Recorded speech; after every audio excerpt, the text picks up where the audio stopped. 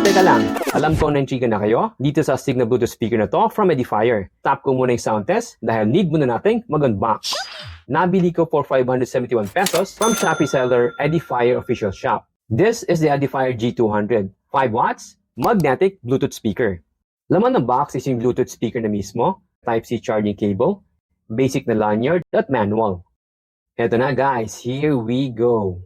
Modern and gaming inspired ang aesthetic ng G200. Una, akalain mo na cellphone cooler ito. Pero speaker ito guys na may magnetic base na katulad ng mga nasa cellphone cooler. Pwede itong i-attach sa likod ng cellphone, pwede rin gamitin as cellphone stand. Napakaliit at lightweight ng G200 with RGB lighting. For battery economy, pwedeng i-off ang lights. Compared here with the 2.2 watts Edifier MP85, lalong na-emphasize yung liit ng G200. Red light is on while still charging, mag-off when battery is full.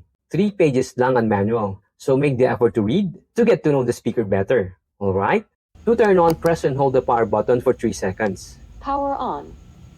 Pairing. Dito naman sa pairing, di kayo mahirapan. Just select and tap Hecate G200, then tap Pair.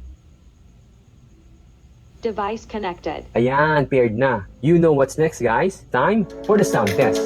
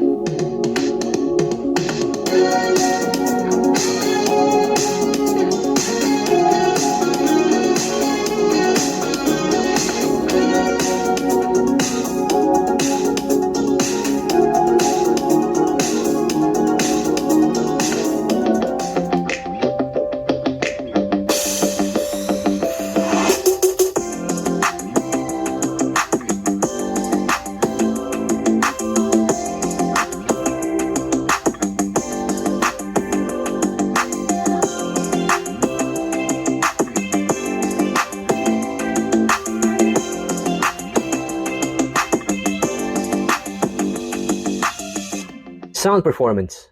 As expected of Edifier, the 40mm high-sensitivity driver of the G200 produces clear and well-balanced audio. You will not hear any pitiful nasal sound here. But because this is a small speaker, it naturally lacks that deep bass stamp found in bigger speakers. So expect a lot of compression on the lows, which realistically, other small speakers produce as well. For acoustics and vocal bias tracks, the G200 excels because of the finely tuned delivery of the mids and the highs. We heard the same sound quality with the MP85, but this time, it's better and louder from that 40mm driver, delivering 5 watts of impressive sound. Its modern and gaming-inspired design is hard not to be impressed by. Although priced incrementally higher, what the G200 offers outweighs the increase. It looks and sounds good, plus there's the RGB lights and the magnet gimmick. It's now the portability king in my book. Go now and get the Edifier G200. It will make you smile. Thank you for watching up to this point guys. Power off. Please remember to click the like and subscribe button. Ingat po sila. Mate Wen, out.